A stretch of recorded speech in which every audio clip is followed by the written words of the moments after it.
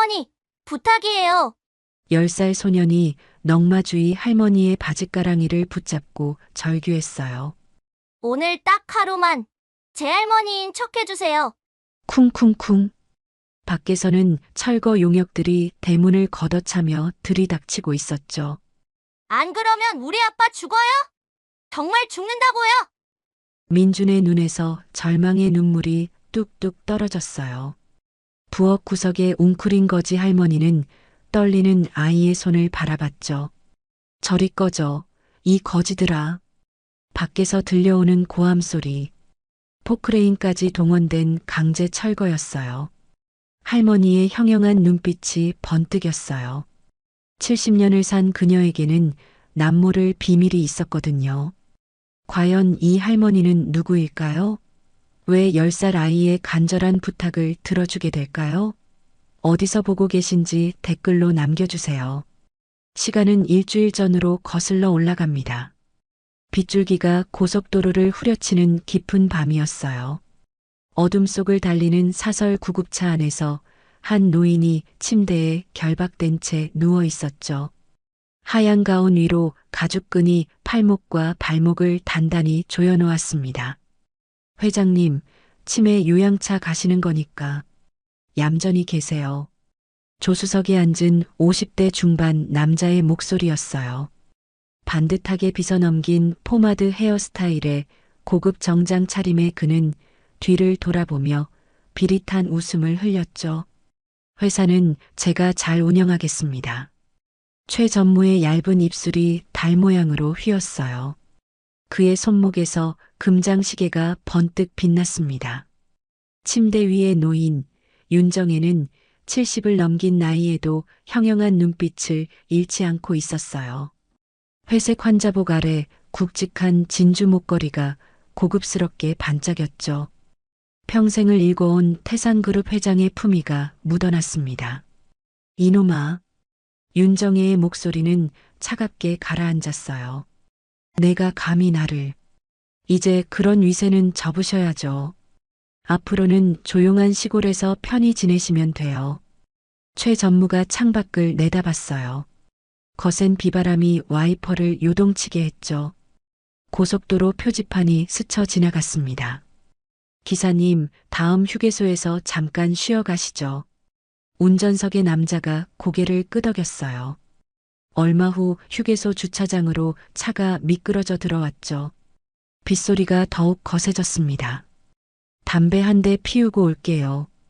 기사와 함께 온 인부 둘이 서둘러 차에서 내렸어요. 최 전무도 화장실에 다녀온다며 자리를 떴죠. 구급차 안에는 윤정혜만 홀로 남겨졌습니다. 찰칵. 환자복 소매 안에 숨겨둔 깨진 안경 조각이 손가락 사이로 미끄러져 나왔어요. 30년 전 돌아가신 남편의 안경에서 떼어낸 것이었죠. 윤정혜는 재빨리 손목 가죽끈에 버클 구멍을 찔러 넣었습니다. 이런 걸로 나를 묶어둘 줄 아나. 평생 위기를 기회로 바꿔온 그녀였어요. 첫 번째 끈이 느슨해졌죠. 이어서 두 번째, 세 번째. 발목의 결박도 순식간에 풀어냈습니다. 휴게소 화장실에서 웃음소리가 들려왔어요. 취기가 섞인 남자들의 목소리였죠. 윤정혜는 구급차 뒷문을 살짝 열었습니다. 폭우가 얼굴을 때렸어요. 싸. 빗소리가 모든 것을 삼켜버렸어요. 윤정혜는 맨발로 아스팔트를 디뎠죠. 차가운 빗물이 온몸을 적셨습니다. 뒤쪽 산비탈이 어둠 속에 우뚝 솟아 있었어요. 거기 서라. 뒤에서 고함 소리가 터졌어요. 최 전무가 허겁지겁 뛰어나오고 있었죠. 윤정혜는 산비탈로 몸을 던졌습니다. 돌멩이와 나뭇가지가 옷을 찢고 살을 핥혔어요. 진흙탕을 굴러 내려가며 진주 목걸이가 끊어져 흩어졌죠. 70년을 산 몸이었지만 생존 본능이 모든 것을 이겨냈습니다. 찾아라. 멀리 못 갔을 거다. 뒤에서 손전등 불빛이 춤을 췄어요. 개 짖는 소리도 들려왔죠. 윤정혜는 가시덤불 사이를 헤치며 계속 달렸습니다. 1시간쯤 지났을까요? 산비탈 아래로 어둑한 마을이 나타났어요. 낡은 슬레이트 지붕들이 비에 젖어번들거렸죠. 재개발 예정지라 적힌 팻말이 빗속에서 흔들렸습니다. 월곡동 달동네. 윤정혜는 숨을 고르며 마을로 내려갔어요. 좁은 골목길 곳곳에 쓰레기가 널려 있었죠. 하수구에서 역한 냄새가 풍겼습니다. 노란 의류 수거함이 길모퉁이에 서 있었어요. 윤정혜는 주변을 둘러본 뒤 뚜껑을 열었죠. 곰팡이 냄새와 함께 헌 옷가지들이 쏟아져 나왔습니다. 낡은 등산 점퍼 하나가 손에 잡혔어요. 기름때가 잔뜩 묻은 누빔 조끼도 있었죠. 윤정혜는 젖은 환자복을 벗고 그것들을 몸에 걸쳤습니다. 무릎 나간 몸빼바지와 구멍난 양말까지 주워 신었어요. 거울 대신 무릉덩이에 비친 자신의 모습을 봤죠. 헝클어진 백발에 얼굴은 진흙투성이었어요. 태상그룹 회장 윤정혜는 온데간데 없었습니다. 그저 가난한 넝마주의 할머니가 거기 서 있을 뿐이었죠. 이제부터 살아남는 게 전부다. 윤정혜는 쓰레기 더미 뒤로 몸을 숨겼어요. 골목 저편에서 개가 길게 울어댔죠. 빗소리만이 달동네의 밤을 가득 채우고 있었습니다. 새벽이 올 때까지 그녀는 미동도 하지 않았어요. 70년 인생에서 가장 긴 밤이었죠. 화려했던 제왕의 자리에서 하루아침에 거리의 노숙자가 된 현실을 받아들여야 했습니다. 하지만 윤정혜의 눈빛만은 꺾이지 않았어요. 오히려 더욱 날카롭게 빛났죠. 이것이 끝이 아니라는 걸 그녀는 알고 있었습니다. 달동네에서 사흘째 밤이 지나갔어요. 윤정혜는 쓰레기 더미 사이에서 몸을 웅크린 채 잠을 청했죠. 하지만 배고픔이 잠을 허락하지 않았어요. 속이 비어서 쓰라렸습니다. 새벽 5시경 그녀는 골목을 천천히 걸었어요. 발걸음이 휘청거렸죠. 며칠째 제대로 된 음식을 먹지 못했거든요. 입안에서는 쓴맛이 돌았습니다. 순댓국집 간판이 눈에 들어왔어요.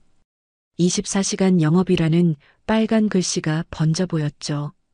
가게 앞쪽에서는 국물 끓이는 냄새가 진동했습니다. 윤정혜의 위장이 꼬르륵 소리를 냈어요.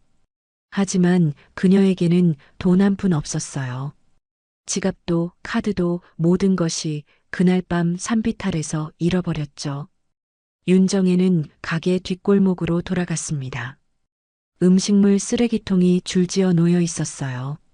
첫 번째 쓰레기통 뚜껑을 열었죠.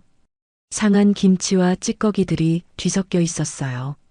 역한 냄새가 코를 찔렀습니다. 윤정혜는 인상을 찌푸렸지만 어쩔 수 없었어요. 뭐라도 있을 거야. 두 번째 통을 열어봤어요. 반찬 찌꺼기와 밥알이 섞여 있었죠. 그나마 먹을 만해 보이는 게 조금 있었습니다. 윤정혜는 손을 뻗었어요. 등 뒤에서 고함 소리가 터졌어요. 순댓국집 주인이었죠. 50대 후반으로 보이는 남자가 앞치마를 두르고 나와 있었습니다. 얼굴이 불그락푸르락했어요. 재수없게 아침부터 거지가 꼬여. 그의 손에는 굵은 소금이 가득 담긴 그릇이 있었어요. 순댓국 끓일 때 쓰는 것 같았죠. 주인은 그것을 윤정혜를 향해 뿌렸습니다. 저리 꺼져. 소금 알갱이들이 윤정혜의 얼굴과 몸을 후려쳤어요. 눈에도 들어가서 따가웠죠. 그녀는 비틀거리며 뒤로 물러났습니다. 무릎이 땅에 닿았어요. 부정타겠다, 진짜. 주인이 다시 소금을 집어들었어요. 윤정혜는 팔로 얼굴을 가렸죠.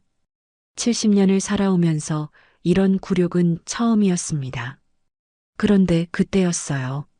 리어카 끄는 소리가 골목 입구에서 들려왔죠. 아저씨, 죄송합니다. 10살 정도로 보이는 소년이 달려왔어요. 덥수룩한 머리카락이 눈을 살짝 덮고 있었죠. 소매가 닳아서 실밥이 터진 후드 티셔츠를 입고 있었습니다. 무릎이 해진 청바지도 눈에 띄었어요. 민준이었어요. 소녀는 윤정의 앞을 막아섰죠. 작은 몸으로 그녀를 보호하려는 듯 했어요. 할머니가 잘못했어요. 제가 대신 사과드릴게요. 순댓국집 주인의 손에서 소금이 다시 날아왔어요. 이번에는 민준이 온몸으로 받아냈죠. 굵은 소금 알갱이들이 소년의 얼굴을 때렸습니다. 에이, 귀찮게. 주인은 혀를 찼어요. 그리고는 가게 안으로 들어가 버렸죠. 문이 쾅 하고 닫히는 소리가 났습니다. 골목에는 윤정혜와 민준만 남았어요. 민준은 눈을 비비며 일어났어요. 소금기 때문에 눈물이 나는 것 같았죠. 하지만 울지 않았습니다. 대신 익숙한 손놀림으로 쓰레기통 쪽으로 갔어요. 할머니, 괜찮으세요? 소년이 먼저 윤정혜에게 물었어요. 그녀는 고개를 끄덕였죠. 아직 어리둥절한 표정이었습니다. 민주는 쓰레기통 옆쪽으로 갔어요. 거기에는 따로 모아둔 것들이 있었죠. 손님들이 남긴 뼈다귀와 국물이 담긴 그릇들이었습니다. 아마 주인이 미리 빼놓은 것 같았어요. 여기 있는 건 괜찮아요. 민준이 설명했어요. 그는 가져온 페트병에 국물을 따르기 시작했죠. 뼈다귀는 검은 비닐봉지에 담았습니다. 동작이 매우 익숙했어요. 윤정혜는 그 모습을 지켜봤어요. 10살 소년이 이런 일을 하고 있다는 게 믿어지지 않았죠. 더군다나 자신을 위해서 소금을 맞아가면서까지요. 이거 왜 모으는 거니? 윤정혜가 물었어요. 목소리가 쉬어 있었죠. 아빠 죽 끓여드려야 해요. 아빠가 아프거든요. 민준의 대답은 담담했어요. 하지만 그 속에 깊은 슬픔이 배어 있었죠. 소년의 눈동자가 순간 흔들렸습니다. 많이 아파? 네.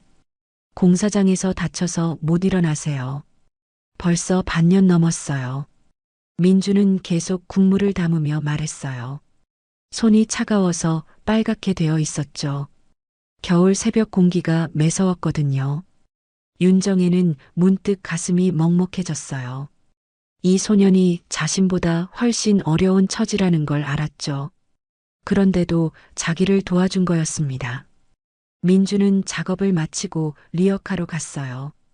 거기서 삶은 달걀 하나를 꺼냈죠. 반으로 쪼개서 한쪽을 윤정혜에게 내밀었습니다.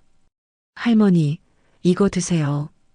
달걀 흰자가 아직 따뜻했어요. 민준이 새벽에 삶아온 것 같았죠. 아마 자신이 먹으려고 준비한 것일 거였습니다. 너 먹어야지. 윤정혜가 사양했어요. 하지만 민주는 고개를 저었죠. 저는 집에 가서 먹을 게 있어요. 할머니가 더 드세요. 거짓말이었어요. 윤정혜도 알 수 있었죠. 소년의 뺨이 홀쭉했거든요. 며칠째 제대로 먹지 못한 게 분명했습니다.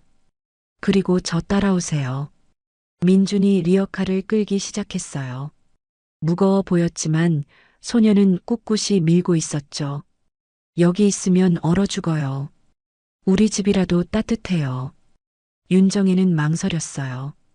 이 아이가 정말 믿을 만한지 확신이 서지 않았죠.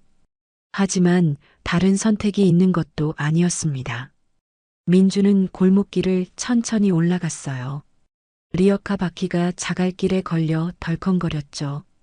윤정혜는 몇 발자국 뒤에서 따라갔습니다. 할머니는 어디서 오셨어요? 민준이 뒤를 돌아보며 물었어요. 순박한 눈빛이었죠. 먼 곳에서. 윤정혜가 대답했어요. 더 자세히 말할 수는 없었죠. 가족은 어디 계세요? 없어. 사실이었어요. 조카는 자신을 배신했고 친아들은 어디 있는지도 몰랐거든요. 남편은 진작에 세상을 떴죠. 이 세상에 혼자 남겨진 것 같았습니다. 민주는 더 이상 묻지 않았어요. 대신 발걸음을 조금 늦췄죠. 윤정혜가 따라올 수 있도록 배려하는 것 같았습니다. 골목길이 점점 좁아졌어요. 양쪽으로 판잣집들이 다닥다닥 붙어 있었죠. 지붕은 대부분 슬레이트였고 벽은 베니어판으로 대충 막아놓았습니다. 전선들이 엉켜 있어서 위험해 보였어요. 여기가 우리 집이에요.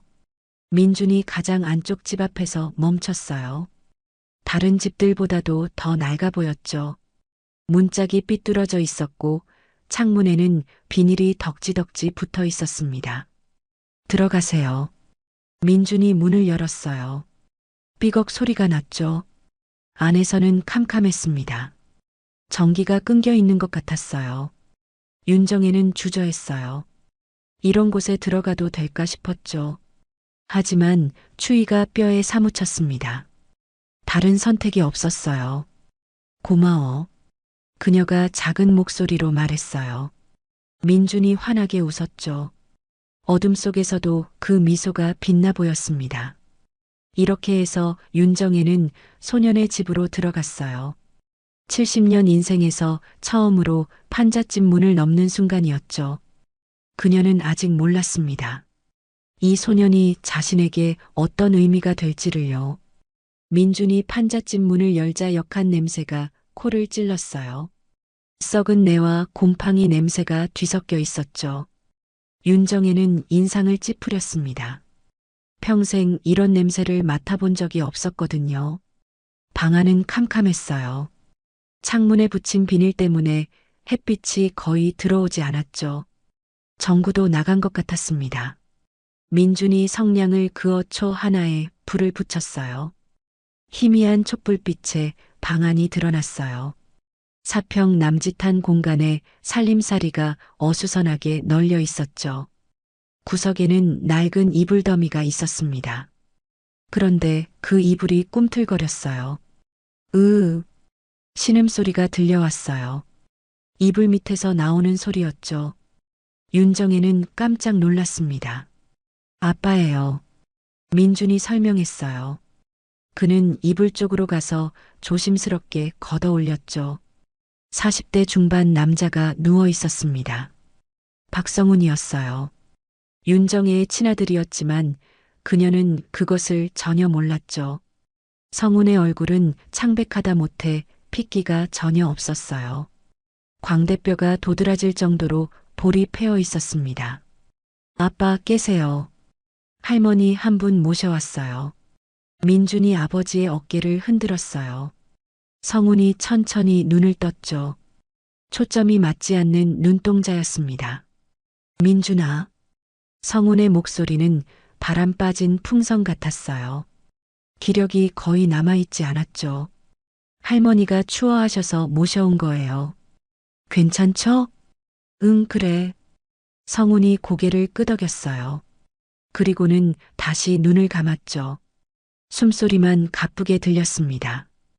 윤정혜는 그 모습을 지켜봤어요. 성훈의 다리 쪽 이불이 이상하게 부풀어 있었죠. 뼈가 부러진 것 같았습니다. 붕대를 감은 것 같기도 했어요.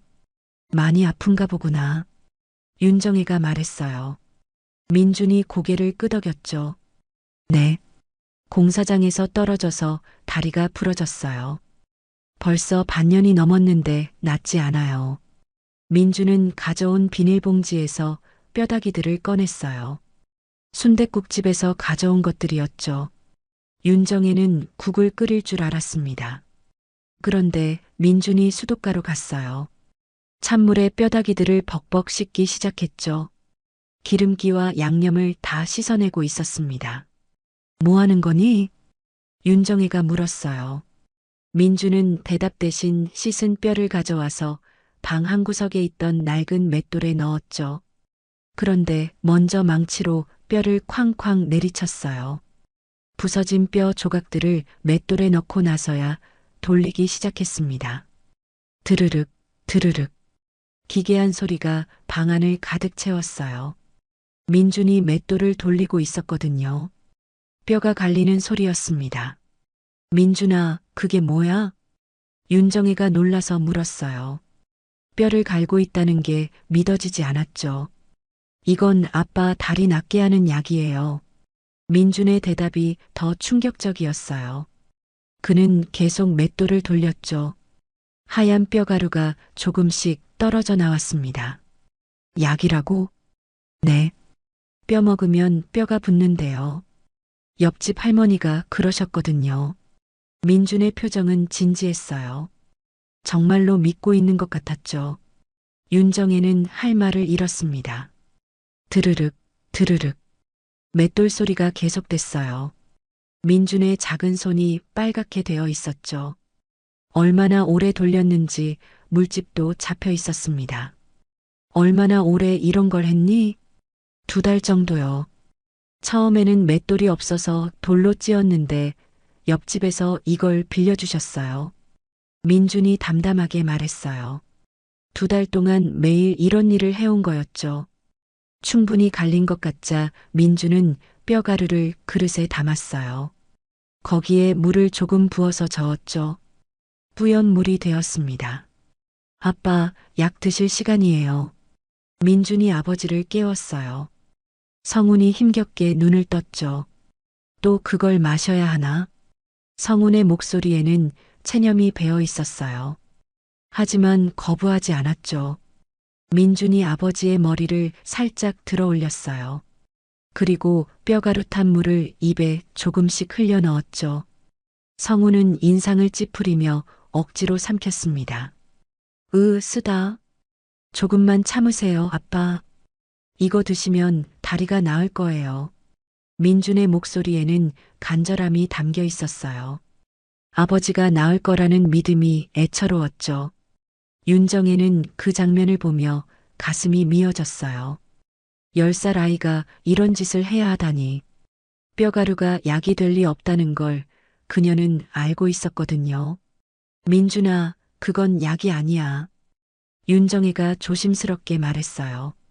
민준이 놀란 눈으로 돌아봤죠. 네. 뼈를 갈아서 먹는다고 뼈가 붙는 게 아니야. 병원에 가야 해. 민준의 얼굴이 어두워졌어요. 그도 알고 있었던 것 같았죠. 돈이 없어요. 병원비가 너무 많이 들어서. 얼마나 드는데? 수술비만 300만 원이래요. 입원비까지 하면 더 들 거고요. 민준이 고개를 숙였어요. 절망적인 금액이었죠. 이 집에서는 하루 먹을 것도 구하기 어려운 상황이었거든요. 윤정혜는 문득 과거를 떠올렸어요. 몇 년 전 태산건설에서 일어났던 사고들이 생각났죠. 공사장에서 떨어져서 다친 노동자들이 있었어요. 우리 회장님 산재 처리하면 보험료가 올라갑니다. 그냥 공상 처리하고 덮어버리시죠. 그때 비서실장이 그렇게 보고했었어요. 윤정혜는 별 생각 없이 고개를 끄덕였었죠. 그래, 알아서 처리해.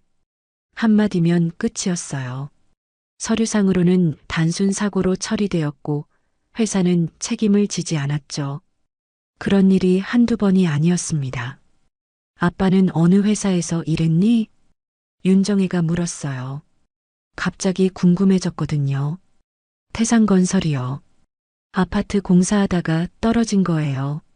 민준의 대답에 윤정혜는 얼어붙었어요. 태산건설은 자신의 계열사였거든요. 혹시 성훈의 사고도 그렇게 처리된 건 아닐까 싶었죠. 언제 다쳤어? 6개월 전쯤이요. 아빠가 비계에서 떨어졌다고 했어요. 윤정혜의 가슴이 철렁했어요. 6개월 전이라면 기억이 났거든요.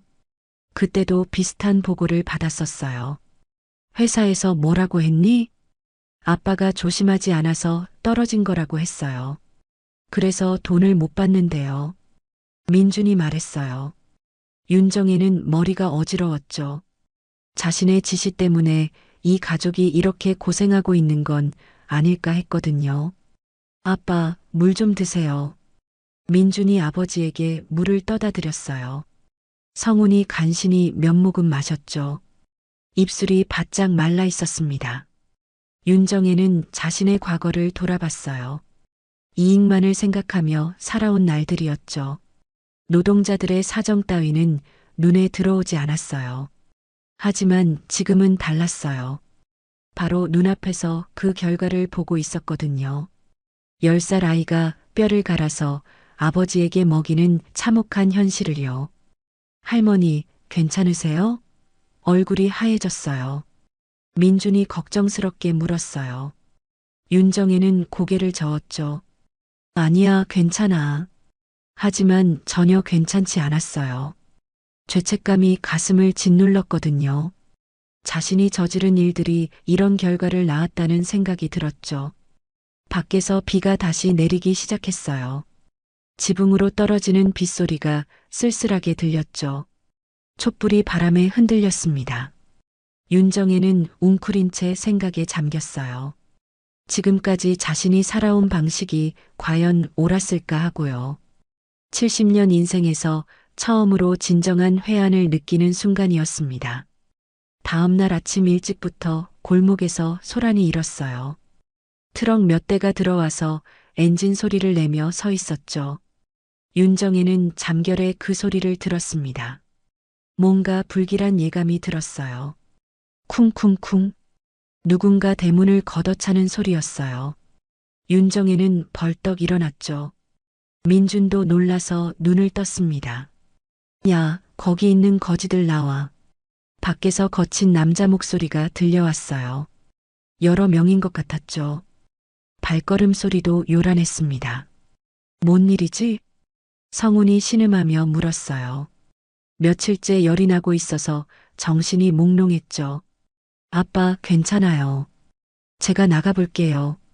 민준이 문 쪽으로 향했어요. 하지만 윤정애가 손으로 막았죠. 위험해. 함부로 나가면 안 돼. 나와, 이 거지들아. 안 나오면 문짝 부술 거야. 밖에 목소리가 더욱 거세어졌어요. 정말로 문을 부술 것 같았죠. 쾅! 대문이 활짝 열렸어요. 덩치 큰 남자 3명이 들어왔죠. 모두 작업복 차림이었어요. 얼굴에는 흉터가 있고 눈빛이 사나웠습니다. 여기 있네, 거지 새끼들. 맨 앞에 남자가 말했어요. 50대 초반으로 보였죠. 목이 굵고 팔뚝에 문신이 새겨져 있었습니다. 저기요, 여기가 저희 집인데 왜 들어오세요? 민준이 떨리는 목소리로 물었어요. 작은 몸으로 아버지를 가리려 했죠. 집이라고? 이딴 판잣집이 집이냐?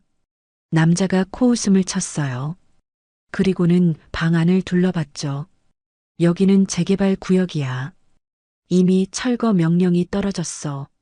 그런데 왜 아직도 여기 있냐고. 두 번째 남자가 고함을 질렀어요. 민준이 움찔했죠. 저희는 아직 이사할 곳이 없어요. 아빠가 아프시거든요. 민준이 간절하게 말했어요. 하지만 남자들은 들은 척도 안 했죠. 아픈 놈은 병원에 가면 되잖아. 돈 없으면 요양병원이라도 가고. 보호자도 없는 미성년자가 불법 거주하고 있잖아. 세 번째 남자가 서류를 꺼냈어요. 공문서인 것 같았죠. 애비는 요양병원으로 보내고 애는 고아원으로 넘겨야 해. 안 돼요. 민준이 소리쳤어요. 얼굴이 새파랗게 질렸죠. 아빠 혼자 요양병원에 보낼 순 없어요. 돈도 없는데 어떻게 해요? 그건 우리가 알 바 아니야. 여기서 나가든지 아니면 강제로 끌려가든지 둘 중 하나 택해. 남자들이 성운 쪽으로 다가갔어요. 이불을 걷어내려 했죠. 만지지 마세요. 민준이 앞을 막아섰어요. 하지만 어린아이가 어른들을 당해낼 수는 없었죠. 비켜, 꼬마야. 남자가 민준을 밀쳤어요. 민준이 벽에 부딪혔죠. 무릎이 까져서 피가 났습니다. 아야. 민준이 신음했어요. 그런데도 다시 일어나서 아버지를 지키려 했죠. 윤정애는 부엌 구석에 웅크리고 있었어요. 넝마주의 할머니 행세를 해야 했거든요. 하지만 가슴이 미어져 왔죠. 자, 이제 이 아저씨 들고 나가자. 남자들이 성훈을 끌어내려 했어요. 성훈이 고통스러워하며 신음했죠. 으아, 아빠. 민준이 울음을 터뜨렸어요. 그리고는 부엌 구석으로 뛰어갔죠. 윤정애의 바짓가랑이를 잡았습니다. 할머니. 민준의 목소리가 떨렸어요. 눈에는 절망이 가득했죠. 할머니, 부탁이에요. 제가 밥도 드렸잖아요. 잠자리도 내드렸고요. 민준이 간절하게 말했어요. 손이 부들부들 떨리고 있었죠. 오늘 딱 하루만요. 제 할머니인 척 해주세요. 민준아. 윤정이가 작은 목소리로 불렀어요. 민준의 눈에서 눈물이 뚝뚝 떨어졌죠. 안 그러면 우리 아빠 죽어요. 정말 죽는다고요. 민준의 울음소리가 방 전체를 울렸어요. 10살 아이가 할 수 있는 마지막 부탁이었죠. 윤정애는 민준의 떨리는 손을 봤어요. 작고 상처투성이인 손이었죠. 문득 어릴 적 자신의 모습이 겹쳐 보였습니다. 70년 전 그녀도 이런 절망을 느꼈었거든요. 부모를 잃고 혼자 남겨졌을 때의 기억이 선명했죠. 아무도 도와주지 않았던 그 외로움을요. 야, 거기 할망구도 나와. 남자 중 하나가 윤정애를 보고 소리쳤어요. 하지만 그녀는 일어서지 않았죠. 못 들었어? 빨리 나오라고. 남자가 윤정애에게 다가왔어요. 그때 민준이 더욱 바짓가랑이를 꽉 잡았죠. 제발요, 할머니. 부탁드려요. 민준의 간절함이 윤정애의 마음을 움직였어요. 그녀는 천천히 일어났죠. 70년을 산 몸이지만 등이 곧았습니다. 뭐 하는 거야, 할머니? 남자가 윤정애를 보고 말했어요. 하지만 뭔가 다른 점을 느꼈죠. 넝마주의 할머니치고는 기세가 남달랐거든요. 윤정애는 민준의 손을 꽉 잡았어요. 그리고는 남자들을 똑바로 쳐다봤죠. 형형한 눈빛이었습니다. 내가 이 집구석 주인이다. 이놈들아. 윤정애의 목소리가 방 전체를 울렸어요. 넝마주의 할머니와는 전혀 다른 카리스마였죠. 남자들이 잠시 멈칫했어요.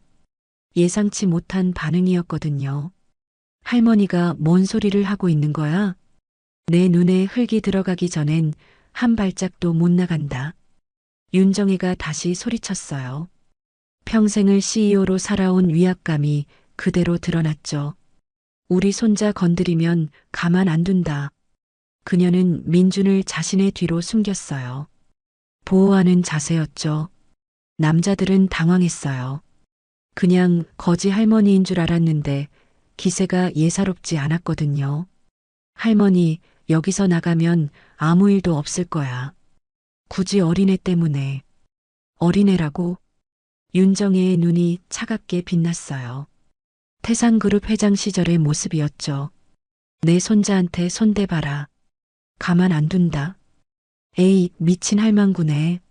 남자들이 중얼거렸어요. 하지만 왠지 쉽게 덤비지 못했죠. 윤정애의 기세에 눌린 거였습니다. 다음에 다시 오겠어. 그때까지 나갈 준비나 해놔. 남자들이 물러났어요. 하지만 나가면서 험상궂은 표정을 지었죠. 이게 끝이 아니야. 기억해둬. 문이 쾅 하고 닫혔어요. 트럭들이 떠나는 소리가 들렸죠. 방 안이 조용해졌어요. 민준이 윤정애를 올려다봤죠. 눈에는 아직 눈물이 고여 있었습니다. 할머니, 고마워요. 민준이 작은 목소리로 말했어요. 윤정애는 그 아이를 내려다봤죠. 가슴 한편이 뭉클해졌습니다. 괜찮아, 민준아. 윤정애가 민준의 머리를 쓰다듬었어요. 70년 인생에서 처음으로 진심으로 누군가를 지키고 싶다는 생각이 들었죠. 하지만 그녀도 알고 있었어요. 이것이 끝이 아니라는 것을, 남자들이 다시 올 거라는 것을, 그때는 더 큰 힘을 가지고 올 거라는 것을요. 윤정애는 창밖을 내다봤어요. 회색빛 하늘이 무겁게 드리워져 있었죠. 폭풍 전의 고요함 같았습니다.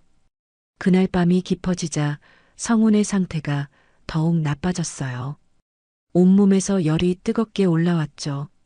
이불이 흠뻑 젖을 정도로 식은땀을 흘렸습니다. 아파. 성운이 헛소리를 중얼거렸어요. 의식이 몽롱한 상태였죠. 가끔 눈을 떴다가도 금세 감았습니다. 민주는 아버지 옆에서 졸고 있었어요. 며칠째 제대로 잠을 자지 못했거든요. 작은 몸이 피로에 지쳐 있었죠. 윤정이가 살며시 담요를 덮어주었습니다. 이 아이도 참 고생이 많구나. 윤정이는 물수건을 짜서 성훈의 이마를 닦았어요. 열이 너무 높았죠. 이대로 두면 정말 위험할 것 같았습니다. 수건을 다시 찬물에 적셨어요.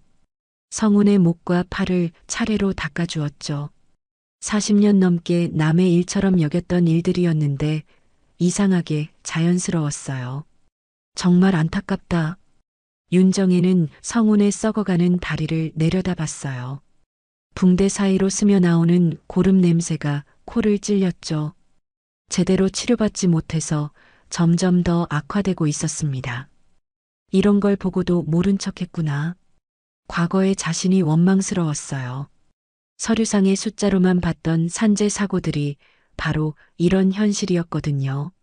성훈이 다시 신음했어요. 고통스러워하는 모습이 애처로웠죠.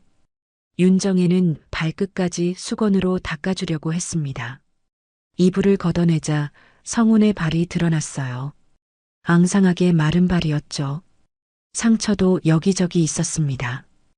윤정이는 조심스럽게 발바닥을 닦기 시작했어요. 그런데 그 순간이었어요. 윤정이의 손이 허공에 멈췄죠. 성훈의 발바닥 한가운데를 보고 있었거든요. 거기에는 점 7개가 선명하게 박혀 있었습니다. 북두칠성 모양이었어요. 윤정이는 숨이 막혔어요. 40년 전 기억이 선명하게 되살아났거든요. 갓 태어난 아들의 발바닥에 있던 바로 그 점들이었죠. 이럴 수가. 손이 부들부들 떨렸어요. 윤정이는 다시 한번 확인해 봤죠. 분명히 7개였습니다. 국자 모양을 그리고 있었어요. 40년 전 그날이 떠올랐어요. 산부인과 병실에서 갓 태어난 아들을 처음 본 순간이었죠. 간호사가 말했었어요. 참 신기하네요. 발바닥에 점이 북두칠성 모양으로 나 있어요. 그때 윤정이는 웃으며 대답했었죠. 우리 아들 복점이겠네요. 하지만 기쁨도 잠시였어요. 시어머니가 들이닥쳤거든요. 며느리가 사내 아이를 낳고도 이런 곳에서 뒹굴고 있어? 당장 우리 집으로 와. 시댁에서는 아들을 빼앗아 갔어요. 윤정이는 산후조리도 제대로 못했죠. 그리고 몇 달 후 아이는 갑자기 사라졌습니다. 아이가 어디 갔습니까? 내가 알 필요 없다. 우리가 알아서 키울 테니까 신경 쓰지 마라. 시아버지의 차가운 말이었어요. 하지만 나중에야 알았죠. 시댁 사업이 망하고 아이 아버지도 병으로 세상을 떠났다는 걸요. 그때 아들도 어디론가 사라졌던 거였습니다. 박성훈이라고 했나? 윤정이는 떨리는 손으로 성훈의 지갑을 뒤졌어요. 신분증이 있을 거였거든요. 낡은 지갑에서 주민등록증이 나왔죠. 이름을 확인했어요. 박성훈이라고 적혀 있었습니다. 생년월일도 봤죠. 1980년 3월 15일이었어요. 윤정이는 온몸이 얼어붙었어요. 자신이 낳은 아들의 생년월일과 정확히 일치했거든요. 40년 전 그날을 생생히 기억하고 있었어요. 진짜 내 아들이구나. 입을 틀어막았어요. 소리가 나올까 봐서였죠. 민준이 깰까 봐 걱정되었거든요. 내가 그동안 뭘 했던 거야. 자신을 향한 분노가 치밀어 올랐어요. 친아들이 고생하는 걸 보고도 모른 척했다니. 아니, 아예 관심도 없었죠. 성훈의 얼굴을 다시 봤어요. 40년 전 갓난아기 때의 모습이 겹쳐 보였죠. 눈매와 코 모양이 남편을 닮았어요. 왜 이제야 알았을까? 윤정이는 주저앉았어요. 70년을 살아오며 이런 충격은 처음이었죠.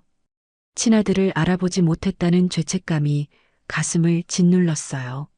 성훈이 또 신음했어요. 열 때문에 몸부림치고 있었죠. 윤정혜는 다시 수건을 적셔서 이마를 닦아줬습니다. 미안해, 성훈아. 작은 목소리로 중얼거렸어요. 40년간 찾지 못했던 아들에게 하는 첫 사과였죠. 엄마가 이제야 알았어. 눈물이 주룩 흘러내렸어요. 평생 울지 않고 살아온 철의 여인이었는데 이 밤에는 어쩔 수 없었어요. 민준이 뒤척였어요. 윤정혜는 재빨리 눈물을 닦았죠. 이 아이에게는 아직 말할 수 없었거든요. 이 아이가 내 친손자구나. 민준을 바라보며 생각했어요. 혈육이라는 게 이런 건가 싶었죠. 왜 그렇게 이 아이가 치근하고 사랑스러웠는지 이제 알 것 같았어요. 엄마. 성훈이 갑자기 중얼거렸어요. 의식을 잃은 상태에서 나온 말이었죠. 엄마, 어디 계세요? 윤정혜의 가슴이 미어졌어요. 아들이 평생 엄마를 그리워했다는 걸 알 수 있었거든요. 여기 있어, 성훈아. 엄마가 여기 있다. 하지만 성훈은 듣지 못했어요. 이미 다시 의식을 잃었거든요. 윤정혜는 밤새도록 아들을 지켰어요. 40년 늦은 모성이었지만 포기할 수 없었죠. 자신이 저지른 죄를 갚아야 했어요. 이제 어떻게 해야 하나? 많은 생각이 머릿속을 스쳐갔어요. 아들을 구할 방법을 찾아야 했죠. 그리고 손자도 지켜야 했고요. 새벽이 밝아올 때까지 윤정혜는 잠들지 않았어요. 인생에서 가장 긴 밤 중 하나였죠. 하지만 동시에 가장 소중한 밤이기도 했어요. 비로소 진짜 가족을 찾았거든요. 새벽 5시경 성훈이 눈을 떴어요. 며칠 만에 의식이 또렷해진 것 같았죠. 하지만 목이 말라서 힘들어했습니다. 물. 성훈이 간신히 말했어요. 목소리가 갈라져 있었죠. 윤정혜는 서둘러 컵에 물을 따라왔습니다. 여기 있어요. 윤정혜가 성훈의 머리를 받쳐주며 물을 먹였어요. 성훈이 간신히 몇 모금 마셨죠. 고맙습니다, 아줌마. 성훈이 작은 목소리로 말했어요. 윤정혜를 알아보지 못하고 있었죠. 그저 민준이 데려온 할머니 정도로 생각하는 것 같았어요. 많이 아프세요? 윤정혜가 물었어요. 성훈이 고개를 끄덕였죠. 다리가 너무 아파서 죽을 것 같아요. 병원에 가야 할 텐데. 돈이 없어서 못 가요. 그것도 다 내 잘못이죠. 성훈이 한숨을 쉬었어요. 자책하는 표정이었죠. 잘못이라니 무슨 말씀이세요? 윤정혜가 조심스럽게 물었어요. 성훈이 눈을 감았다 떴죠. 저희 어머니를 좀 찾아주세요. 갑자기 성훈이 간절하게 말했어요. 윤정혜는 가슴이 덜컥했죠. 어머니가 어디 계신데요? 태상그룹 윤정혜 회장님이 우리 어머니래요. 성훈의 말에 윤정혜는 숨이 막혔어요. 아들이 자신을 찾고 있었다는 걸 알았거든요. 40년 전에 헤어졌다고 들었어요. 아버지가 돌아가시기 전에 말씀해 주셨거든요. 성훈이 계속 말했어요. 목소리에 그리움이 배어 있었죠. 할아버지 사업이 망하고 아버지도 병으로 돌아가시면서 우리 가족이 뿔뿔이 흩어졌다고 했어요. 그때 어머니를 잃어버린 거래요. 윤정혜는 모든 퍼즐이 맞춰지는 걸 느꼈어요. 시댁이 망한 것도 아들이 가난해진 것도 이제 이해가 되었죠. 어머니가 태상그룹을 키우느라 고생이 많으시다고. 언젠가는 만날 수 있을 거라고 했는데 성훈이 힘겹게 말을 이어갔어요. 그런데 어떻게 된 거예요? 제가 태산건설 현장에서 일했거든요. 성훈이 힘겹게 말을 이어갔어요. 어머니 회사에서 일하면 언젠가 만날 기회가 있을 줄 알았어요. 몇 번이나 본사 로비로 찾아가고 편지도 보냈는데 성훈이 쓴웃음을 지었어요. 비서실에서 잡상인 취급하며 막더라고요. 나중에 알고 보니 최 전무가 이미 손을 써놨던 거더라고요. 윤정혜의 가슴이 터질 것 같았어요. 아들이 자신을 찾아서 회사에 들어온 거였죠. 근데 사고가 났어요. 비계에서 떨어졌거든요. 성훈의 목소리가 떨렸어요. 그날의 기억이 생생한 것 같았죠. 처음에는 회사에서 도와준다고 했어요. 산재 처리해준다고. 그런데요? 윤정혜가 물었어요. 이미 예감이 들었죠. 갑자기 관리자들이 와서 제 이름을 직원 명단에서 지웠어요. 일용직이라서 보장해줄 수 없다고. 성훈이 억울한 표정을 지었어요. 저는 정규직이었는데 서류를 바꿔놨더라고요. 윤정혜는 분노가 치밀어 올랐어요. 그런 일이 비일비재했다는 걸 알고 있었거든요. 하지만 그것이 자신의 아들에게 일어났다니요. 누가 그런 지시를 했는지 아세요? 최 전무님이 직접 현장에 오셨어요. 사고 이틀 후에요. 성훈이 기억을 되짚었어요. 저한테 뭐라고 했는지 아세요? 윤정혜 회장 아들이라고? 증명해봐라. 증명 못하면 꺼져. 그러더라고요. 윤정혜는 주먹을 꽉 쥐었죠. 그래서 어떻게 했어요? 어머니 연락처도 모르고 증명할 방법도 없었어요. 그냥 쫓겨났죠. 성훈이 한숨을 쉬었어요. 병원비도 못 받고 치료도 못 받고 그때부터 이렇게 됐어요. 다른 직원이 그러던데 제가 사고로 죽었다고 최 전무가 어머니께 보고했다더라고요. 그 말에 윤정혜는 모든 퍼즐이 맞춰지는 걸 느꼈어요. 최 전무가 와서 말했던 게 기억났죠. 고모님, 성훈이가 사고로 세상을 떠났습니다. 장례는 제가 치렀으니 신경 쓰지 마세요. 그때 윤정혜는 너무 큰 충격을 받았어요. 겨우 찾은 아들을 잃었다고 생각했거든요. 몇 달 동안 알아누웠었죠. 그놈이 다 꾸민 짓이었구나. 윤정혜는 이를 갈았어요. 40년을 기다린 모자, 상봉을 방해한 게 바로 조카였다니요. 민준이는 어머니 손자예요. 제 아들이거든요. 성훈이 민준을 바라보며 말했어요. 이 아이만은 제대로 키우고 싶었는데 이 꼴이 됐네요. 성훈의 눈에서 눈물이 흘렀어요. 아버지로서의 자책감이 컸죠. 어머니한테 이 얘기 전해주세요. 아들이 정말 죽지 않고 살아있다고. 그리고 손자도 있다고. 성훈이 간절하게 부탁했어요. 하지만 윤정혜는 아무 말도 할 수 없었죠. 목이 메어서 말이 나오지 않았거든요. 아들이 많이 보고 싶다고 전해주세요. 성훈이 다시 눈을 감았어요. 말하는 것만으로도 기력이 다 소진된 것 같았죠. 윤정혜는 잠든 성훈과 민준을 바라봤어요. 자신의 아들과 손자였어요. 40년 만에 찾은 혈육이었죠. 분노가 온몸을 불태웠어요. 최 전무에 대한 증오가 치밀어 올랐죠. 그놈이 모든 걸 빼앗아간 거였어요. 내 새끼들. 윤정혜는 피눈물을 흘렸어요. 70년을 살아오며 이런 분노는 처음이었죠. 내가 지옥 끝까지 가서라도 놈들을 찢어 죽여주마.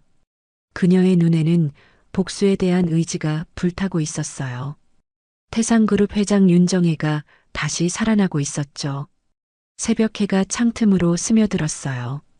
새로운 하루가 시작되었죠. 윤정혜에게는 복수의 시작이기도 했어요. 그녀는 조용히 다짐했어요. 최 전무와 그 일당들을 반드시 응징하겠다고. 자신의 가족을 지키겠다고요. 40년 늦었지만 이제라도 엄마가 되어주겠다고 마음먹었어요. 다음 날 정오, 달동네 골목에 검은색 고급 세단이 들어왔어요. 벤츠 마이바흐였죠. 그런 차가 이런 곳에 나타나는 건 처음이었습니다.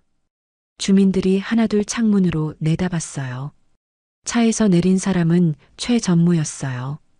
회색 정장에 명품 시계를 찬 그의 모습이 달동네와는 너무 동떨어져 보였죠.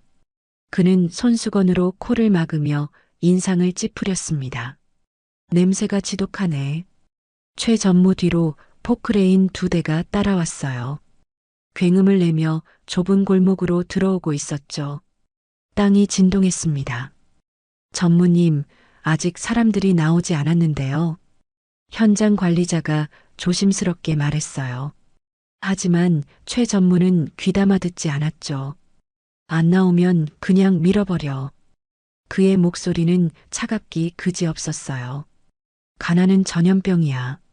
싹 소독해야 해. 하지만 아직 안에 환자도 있고 그런 건 나 몰라. 오늘 중으로 다 치워야 한다고. 최 전무가 손을 흔들었어요. 포크레인 기사에게 신호였죠. 기사가 엔진을 더 세게 가동시켰습니다. 민준이 집 안에서 떨고 있었어요. 아버지는 여전히 의식을 잃은 상태였죠. 윤정혜는 창문 틈으로 밖을 내다봤습니다. 저 자식이 왔구나. 그녀의 눈에 분노가 타올랐어요. 40년 동안 자신을 속인 조카였거든요. 아들과 손자를 고통스럽게 만든 장본인이었죠. 포크레인의 거대한 삽이 천천히 올라갔어요. 민준의 집을 향해서였죠. 굉음이 더욱 커졌습니다. 할머니, 무서워요. 민준이 윤정혜의 옷자락을 잡았어요. 온몸이 부들부들 떨리고 있었죠. 괜찮아. 할머니가 지켜줄게. 윤정혜가 민준의 머리를 쓰다듬었어요. 그리고는 문 쪽으로 걸어갔죠. 어디 가세요? 잠깐 나갔다 올게. 아빠 곁에서 떨어지지 마. 윤정혜가 문을 열고 나갔어요. 넝마 옷차림 그대로였죠.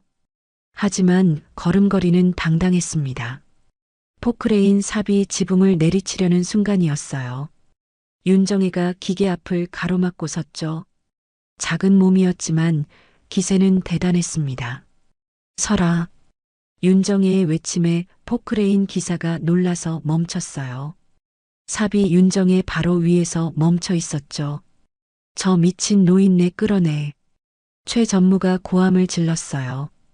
관리자 몇 명이 윤정혜에게 다가갔죠.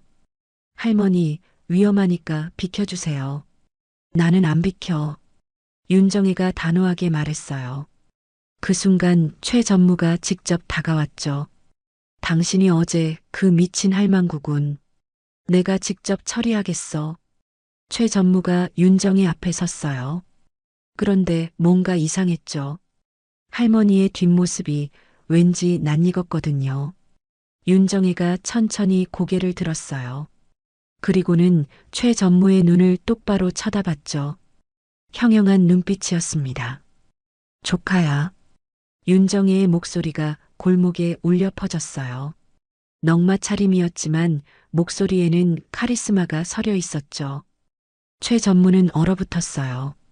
그 목소리를 너무 잘 알고 있었거든요. 40년 넘게 들어온 목소리였어요. 고모님? 최 전무의 얼굴이 새파랗게 질렸어요. 믿을 수 없다는 표정이었죠.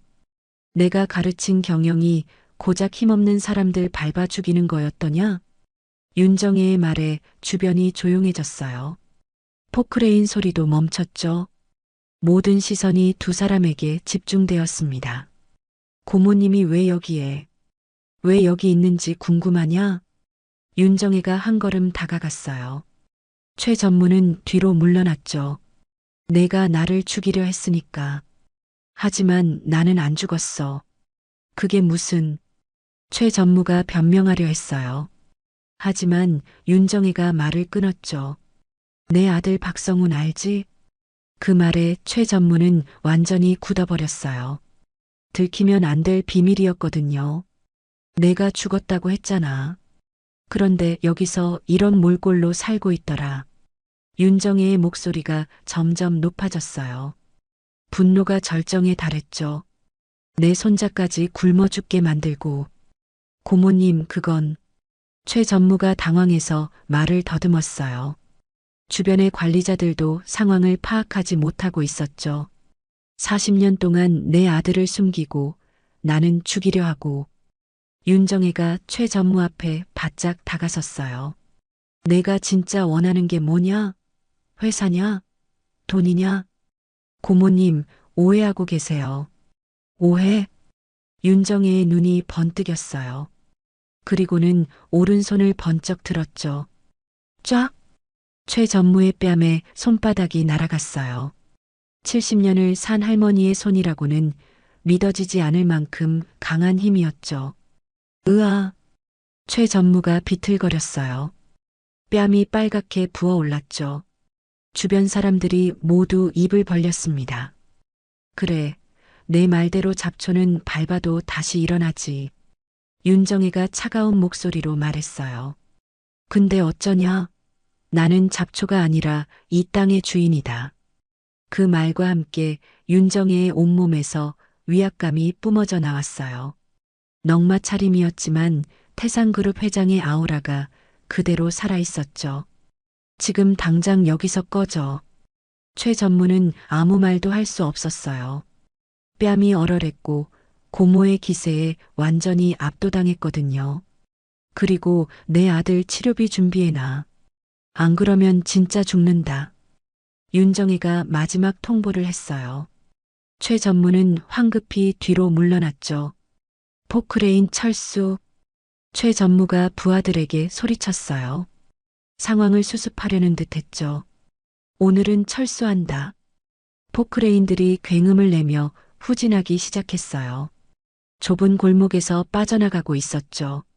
최 전무도 차에 올라탔어요. 하지만 윤정이를 마지막으로 한 번 더 봤죠.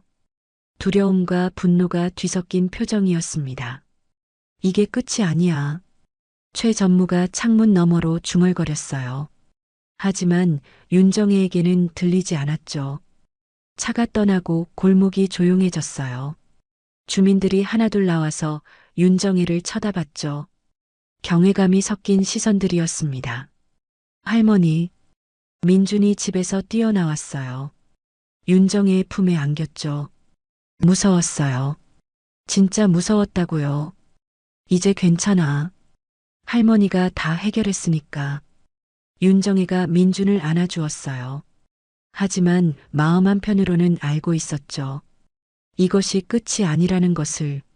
최 전무가 더 큰 복수를 준비할 거라는 것을요. 하지만 지금은 상관없었어요. 아들과 손자를 지켜냈으니까요. 진짜 할머니, 진짜 어머니가 된 기분이었습니다. 윤정이는 하늘을 올려다봤어요. 구름 사이로 햇살이 스며들고 있었죠. 새로운 시작을 알리는 것 같았습니다. 윤정이가 최 전무를 쫓아낸 지 1시간이 지났을 때였어요. 골목 입구에서 사이렌 소리가 들려왔죠. 경찰차와 검찰 차량들이 줄지어 들어오고 있었습니다. 뭐지, 저건? 민준이 놀라서 물었어요. 윤정이는 미소를 지었죠. 할머니가 미리 불러둔 사람들이야. 사실 윤정이는 어젯밤 민준에게 주머니를 뒤져달라고 했었어요. 혹시 동전이 있나 해서였죠. 다행히 낡은 옷에서 100원짜리 몇 개가 나왔어요. 민준아, 이 동전으로 공중전화 좀 걸어줄 수 있니? 윤정이는 민준을 시켜 공중전화로 연락을 취했었어요. 자신의 측근 검사에게 모든 상황을 설명했죠. 평생을 외우고 있던 유일한 개인 번호였어요. 비서실도 못 믿는 상황에서 마지막 카드였죠. 윤정의 회장님 계신가요? 정장을 입은 중년 남자가 골목으로 들어왔어요. 검찰 수사관이었죠. 그 뒤로 이사회 감사팀원들도 따라왔습니다. 여기 있어요. 윤정이가 손을 들었어요. 수사관이 그녀를 보고 깜짝 놀랐죠. 넉마 차림이었거든요. 회장님, 정말 무사하셨군요. 네, 덕분에 살아남았어요. 윤정이가 담담하게 말했어요. 수사관이 주변을 둘러봤죠. 최 전무는 어디 있습니까? 방금 도망갔어요. 하지만 멀리 못 갔을 거예요.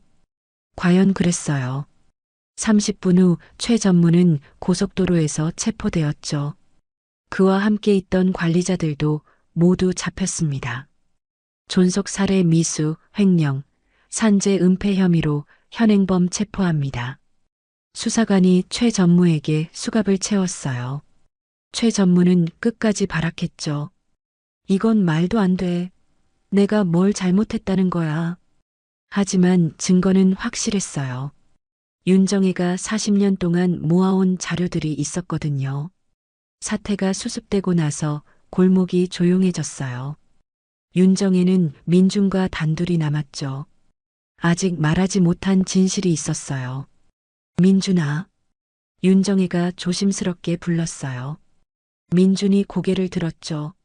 할머니, 정말 고마워요. 저희를 구해주셔서. 민준아, 사실은. 윤정이의 목소리가 떨렸어요. 어떻게 말해야 할지 막막했죠. 할머니가 진짜 내 할미야. 네. 민준이 눈을 깜빡였어요. 무슨 말인지 이해하지 못했거든요. 내 아빠가 내 친아들이야. 그러니까 넌 내 친손자고. 윤정이가 천천히 설명했어요. 민준의 표정이 점점 놀라운 표정으로 바뀌었죠. 정말이요? 정말이야. 늦게 와서 미안하다. 윤정이가 민준을 꽉 끌어안았어요. 70년을 살아오며 이런 감정은 처음이었죠. 진짜 할머니가 된 기분이었어요. 할머니. 민준도 윤정이를 안았어요. 따뜻한 체온이 전해졌죠. 40년 만에 이뤄진 가족의 만남이었습니다. 이제 우리 함께 살자. 아빠도 빨리 나으시고. 정말요?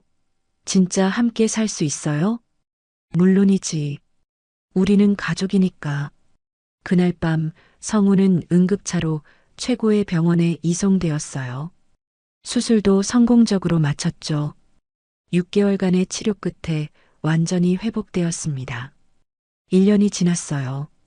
따스한 봄 아침, 서울 강남의 최고급 아파트 식당에서 향긋한 냄새가 풍겨왔어요. 윤정이가 정성껏 끓인 곰탕이었죠. 한우 사고를 이틀 동안 우려낸 진짜 곰탕이었습니다. 아들, 민준아, 밥 먹자. 윤정이의 목소리가 집안에 울렸어요. 예전의 카리스마는 온데간데 없고 자상한 할머니의 모습이었죠. 성훈이 지팡이를 짚고 나왔어요. 수술 후 재활치료를 열심히 해서 이제는 혼자 걸을 수 있었죠. 얼굴도 많이 좋아졌어요. 어머니, 제가 도와드릴게요. 괜찮아, 아들아. 어머니가 할게. 성훈이 윤정이를 어머니라고 부르기 시작한 지도 벌써 몇 달이 되었어요. 40년 늦은 호칭이었지만 달콤했죠. 민준도 나타났어요. 깔끔한 교복을 입고 있었죠. 이제는 명문 중학교에 다니고 있었어요. 얼굴도 살이 올라서 건강해 보였습니다. 할머니, 오늘도 곰탕이에요? 응, 우리 민준이가 좋아하잖아. 세 사람이 식탁에 둘러앉았어요. 따끈한 곰탕에서 모락모락 김이 올라왔죠. 하얀 국물이 맑고 깊은 맛을 자랑했어요. 잘 먹겠습니다. 세 사람이 함께 인사했어요. 그리고는 숟가락을 들었죠. 윤정이는 민준이 맛있게 먹는 모습을 바라봤어요. 1년 전 뼈가루를 물에 타서 먹던 모습과는 천지 차이였죠. 민준아, 학교는 어때? 재밌어요. 친구들도 많이 생겼고요. 민준이 환하게 웃었어요. 예전의 어둠은 완전히 사라졌죠. 성훈도 이제는 태상그룹 본사 복지사업 담당 팀장으로 일하고 있었어요. 어머니의 옆에서 회사 일을 차근차근 배우고 있었죠.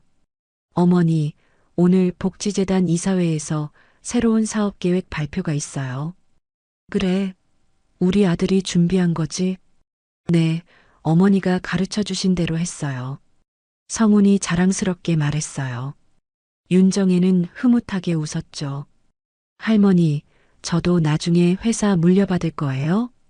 민준이 장난스럽게 물었어요. 윤정이가 머리를 쓰다듬어 줬죠. 그럼 우리 민준이가 물려받아야지. 하지만 그 전에 공부 열심히 해야 해.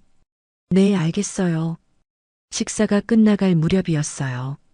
윤정이가 문득 말했죠. 참 신기하다. 뭐가요, 어머니? 성훈이 물었어요. 1년 전만 해도 우리가 이렇게 앉아서 밥 먹을 줄 몰랐잖아. 정말 그랬어요. 1년 전에는 상상도 할 수 없는 일이었죠. 그때 할머니가 나타나지 않았으면 어떻게 됐을까요? 민준이 물었어요. 윤정혜는 곰탕을 한 숟가락 떠서 호호 불었죠. 그런 가정은 의미 없어. 우리는 결국 만날 운명이었으니까. 정말요? 정말이지. 가족은 아무리 멀리 떨어져 있어도 언젠가는 만나게 되어 있어. 윤정혜의 말에 성훈이 고개를 끄덕였어요. 저도 어머니를 평생 그리워했거든요. 언젠가는 만날 거라고 믿었어요. 고생 많이 했지, 아들아. 이제는 괜찮아요. 우리 함께 있으니까. 세 사람이 따뜻하게 웃었어요. 겨울이 지나고 봄이 온 것처럼 이들에게도 새로운 계절이 찾아왔었죠. 윤정혜는 창밖을 내다봤어요. 파란 하늘에 하얀 구름이 평화롭게 떠다니고 있었죠. 앞으로도 이렇게 함께 살자. 네, 할머니. 네, 어머니. 세 사람의 대답이 동시에 나왔어요. 그 목소리에는 행복이 가득했죠. 식탁 위의 곰탕에서는 여전히 김이 피어오르고 있었어요. 뼈가루가 아닌 정성과 사랑으로 끓인 진짜 곰탕이었습니다. 그 김은 새로운 가족의 시작을 축복하는 것 같았어요. 이렇게 해서 40년 만에 찾은 가족의 이야기가 따뜻하게 막을 내렸습니다.